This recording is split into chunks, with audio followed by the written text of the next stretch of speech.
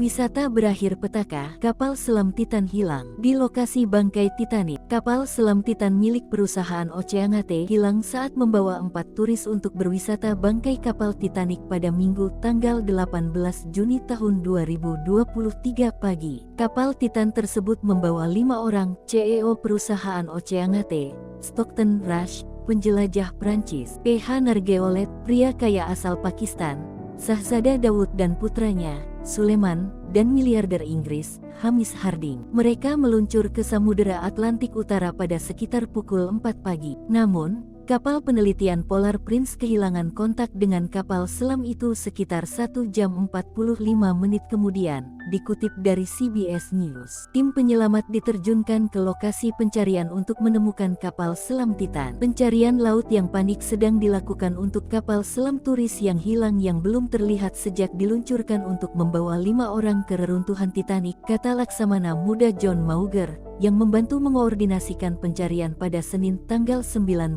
Juni tahun 2023 malam. Jika dihitung sejak Minggu tanggal 18 Juni tahun 2023, kapal selam itu hanya memiliki cukup oksigen hingga 96 jam dengan kapasitas 5 orang di dalam kapal itu. Fakta terbaru muncul bahwa tim penyelamat kapal selam Titan mendengar dentuman besar. Adapun dentuman besar itu berada di bawah air di Atlantik Utara, tempat kapal selam itu hilang saat wisata ke bangkai kapal Titanic. Penjaga pantai AS mengatakan, mereka mendengar beberapa kali dentuman. Dentuman ini menyebabkan relokasi operasi penyelamatan kendaraan yang dioperasikan dari jarak jauh dalam upaya untuk mengeksplorasi asal-usul suara-suara itu. Dentuman itu juga terdeteksi oleh kapal selam Kanada yang juga ikut membantu pencarian kapal selam Titan.